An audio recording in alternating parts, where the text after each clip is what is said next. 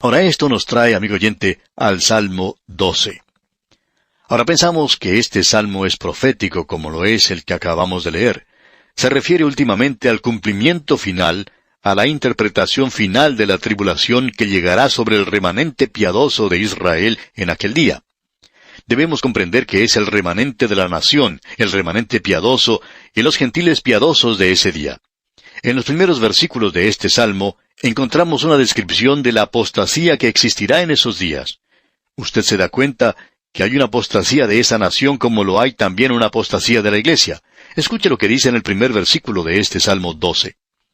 Salva, oh Jehová, porque se acabaron los piadosos, porque han desaparecido los fieles de entre los hijos de los hombres. Es muy fácil en la actualidad el llegar a tener el mismo complejo que tuvo Elías. El pensar que uno es la única persona que queda, que es la única persona que se mantiene fiel a Dios en el presente. Hay muchas personas que tienen un complejo como ese, y por supuesto, eso no es correcto porque leemos en estos primeros 2 versículos de este Salmo 12, Salva, oh Jehová, porque se acabaron los piadosos, porque han desaparecido los fieles de entre los hijos de los hombres. Habla mentira cada uno con su prójimo, hablan con labios lisonjeros y con doblez de corazón. Hubo un día cuando los creyentes necesitaban hablar la verdad. Es decir, que nosotros no debemos decir una cosa en frente de cierta persona y luego decir algo diferente cuando se ha retirado. Eso es hablar con labios lisonjeros, tener doblez de corazón. Eso es algo muy malo, amigo oyente. Y luego en el versículo 3 leemos, Jehová destruirá a todos los labios lisonjeros y la lengua que habla jactanciosamente. Se está dirigiendo a los orgullosos de una manera muy directa en este salmo. Y en el versículo 4 dice, a los que han dicho, por nuestra lengua prevaleceremos, nuestros labios son nuestros, ¿quién es Señor de nosotros? Nosotros diremos lo que se nos venga en gana. Y en la apostasía en la iglesia se nota un orgullo como este. Y eso habla mucho de lo que está ocurriendo. Judas, en su epístola, versículo 16, la segunda parte, hablando de la apostasía que vendrá a la iglesia, dice, cuya boca habla cosas infladas. Es decir, ellos son un montón de mentirosos, si se nos permite la palabra, y eso es lo que tenemos aquí. Ahora, al continuar con este salmo, ¿qué se nos dice acerca de aquellos que pertenecen a Dios? Bueno, leamos el versículo 5. Por la opresión de los pobres, por el gemido de los menesterosos, ahora me levantaré, dice Jehová. Pondré en salvo al que por ellos suspira. De esto hablaremos más adelante. El Señor toma a aquel que necesita su ayuda, y Él lo esconde en las hendiduras de la roca. Lo coloca en un lugar donde hay seguridad. Ahora se nos dice en el versículo 6, al seguir la lectura de las palabras del Señor, las palabras de Jehová son palabras limpias, como plata refinada en horno de tierra, purificada 7 veces. Los malvados usan de la jactancia, usan la lisonja, ¿y quién les puede creer? Pues bien, las palabras de Jehová son palabras limpias. Es por esa razón por la cual necesitamos pasar tiempo estudiando este libro, amigo oyente. Este es uno de los lugares a los cuales se puede dirigir en la actualidad. Esta es la fortaleza en la cual Dios nos quiere colocar. Y luego en los 2 últimos versículos de este Salmo 12 leemos, Tú, Jehová, los guardarás, de esta generación los preservarás para siempre. Cercando andan los malos, cuando la vileza es exaltada entre los hijos de los hombres. Nosotros estamos viviendo en días como esos, amigo oyente. Eso será una realidad en la gran tribulación aquí, y lo que se dijo a aquellos en Jerusalén, como menciona Isaías en el capítulo 66 de su libro, versículo 5, Oíd palabra de Jehová, vosotros los que tembláis a su palabra, vuestros hermanos que os aborrecen y os echan fuera por causa de mi nombre, dijeron, Jehová sea glorificado. Ellos dijeron eso, pero en un tono de burla, pero Él se mostrará para alegría vuestra, y ellos serán confundidos. Debemos decir aquí que este es un cuadro maravilloso, verdaderamente admirable el que se nos presenta. Se describe aquí la adoración en el templo en Jerusalén durante lo que pensamos es el fin de las edades. Y usted recuerda que el Señor dijo en su día, cuando ellos se acercaron a arrestarle, cuando el enemigo llegó junto a Él, dijo, Mas esta es vuestra hora y la potestad de las tinieblas. Pensamos que estamos pasando por eso, pero Dios no permite que eso le ocurra a los suyos, a no ser que eso pueda brindar algún resultado digno en sus corazones y en sus vidas. Y llegamos ahora al Salmo 13. No tenemos tiempo de entrar en este salmo en el día de hoy, pero lo haremos en nuestro próximo programa. Este es otro salmo bastante corto y también profundiza en cuanto al sufrimiento del remanente piadoso de este pueblo de la tierra. Pensamos que David expresó este breve salmo cuando él estaba huyendo del rey Saúl. Usted recordará que él en su oportunidad le dijo al rey Saúl, allá en el primer libro de Samuel, capítulo 26, versículo 20, «Porque ha salido el rey de Israel a buscar una pulga, así como quien persigue una perdiz por los montes. Parece que fuera la temporada de caza conmigo. Estoy siendo perseguido como una perdiz».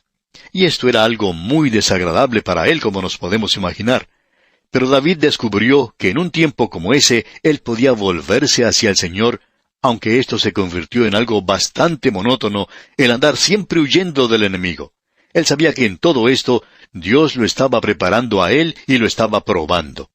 Vamos a entrar de lleno en esto en nuestro próximo programa. Y aquí vamos a detenernos porque nuestro tiempo ha culminado por el día de hoy. Retornaremos Dios mediante en nuestro próximo programa y contamos, como siempre, con su muy valiosa atención. Será pues hasta entonces que las incontables promesas del Señor sean su fortaleza, ahora y siempre, es nuestra ferviente oración. Continuamos hoy nuestro estudio en este libro de los Salmos y vamos a entrar hoy al Salmo 13. En estos días nos encontramos en una sección bastante lúgubre del libro de los Salmos. Y todos estos salmos están unidos entre sí, debemos decir de paso. Se nos presenta aquí una línea directa que tiene una unión muy estrecha y que comienza en el Salmo 9 y que continuará hasta el Salmo 15. Estos salmos tienen que ver con tiempos difíciles que se aproximan y las diferentes personas que figuran durante ese tiempo de dificultad. La gran tribulación y nuestro Cristo es identificado en esta sección, como ya hemos podido ver. El remanente judío que permanecerá fiel a Dios y también la gran compañía de gentiles que se volverán hacia el Señor durante este período. Y nuevamente debemos decir que será un tiempo de mucha prueba. David escribió este salmo de una de sus propias experiencias, pero tiene una interpretación contemporánea. También tiene una interpretación profética o cronológica. Se dirige hacia el mismo final de las edades y a aquella época en la cual estamos viviendo en la actualidad, después que la iglesia sea quitada. Tiene una aplicación hermosa para nosotros. En el Salmo 13, David está siendo perseguido y es obvio que es por el rey Saúl. Él estaba escondido en una cueva de Adulam y probablemente los filisteos estaban unidos a los que lo perseguían para tratar de encontrarlo. Y este hombre, siendo perseguido día y noche, se encuentra en una situación bastante incómoda. Y en su cansancio de cuerpo y en su amargura de mente y corazón, David clama a Dios, diciendo, «¿Hasta cuándo, Jehová? ¿Me olvidarás para siempre?» En otras palabras, él presenta un pensamiento muy pesimista aquí, y dice, «¿Hasta cuándo esconderás tu rostro de mí?» Él siente como que Dios lo ha abandonado, como que Dios lo ha dejado de lado y que él tiene que hacer las cosas por sí solo.